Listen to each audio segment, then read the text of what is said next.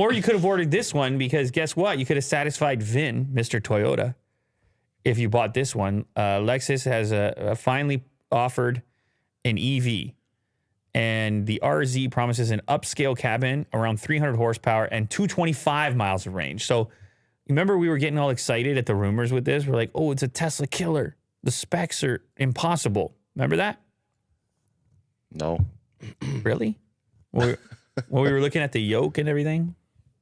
Was it this car? I think so. Oh, okay. I'll believe you. I'll I there? take it. Was I there? I don't think I've done this show without you yet, Will. Yeah. So anyway, Yeah, so not a killer. But pricing could still be good value. Right. So it's not going to be some insane range. They got to work with the name, though. Yeah. Brutal name. But no if you have a good enough product, you can overcome a terrible name. Will says no, but I've seen it happen. Yeah, it obviously happens, but man, a good name can make a really big difference. So anyway, the main thing is that they're offering something, so Vin can finally get an EV now that Toyota makes one. Although he probably would go for the Toyota version as opposed to the Lexus RZ. Here you can see the design of it. It is a smaller SUV, and it's the first electric vehicle that they're going to offer in America, the 2023 RZ 450e. It shares a platform with the Toyota BZ4X, which is an even crazier name. However, the RZ 450e has more power and a nicer interior. Obviously, it's a Lexus. It's a 2023 model year. And Willie Doo's going to show us the interior right now as we view the gallery. I don't know what you guys think about the look. Lexus's vision of the future is very angular. Would you agree that there's an angular thing happening here?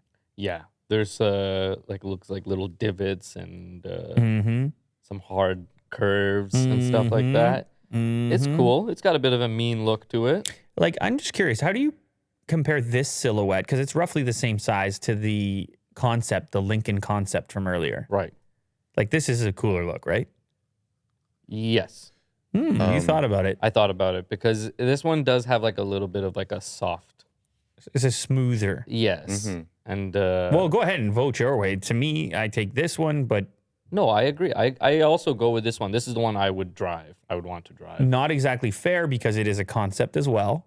And you have to see how close they can even hit to that shape. But what about you, Will? Which shape speaks to you more? Yeah, I like the smooth Lincoln one. It just looks cleaner. It looks more futuristic. Well, this one doesn't even have mirrors or handles. It kind of is at an advantage being a concept, no rules. The other one is actually on the road in those images.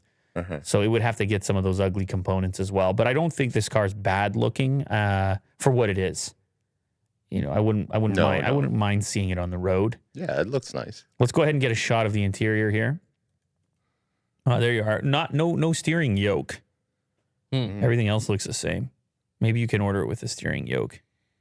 Big screen in there, and they kind of have the same Ford thing of having the dials directly on top of the screen with corresponding visual underneath for things like climate. This is nice. I don't mind one. I like the little color inside. I don't mind one knob, one or two knobs. I don't mind. And the big display is a huge upgrade over what Lexus has right now going on, or even Toyota for that matter. Shout out, Ryan. So I'm happy to see it. Toyota reliability. Somebody tell Vin. Come to the EV space. He might be cleaning.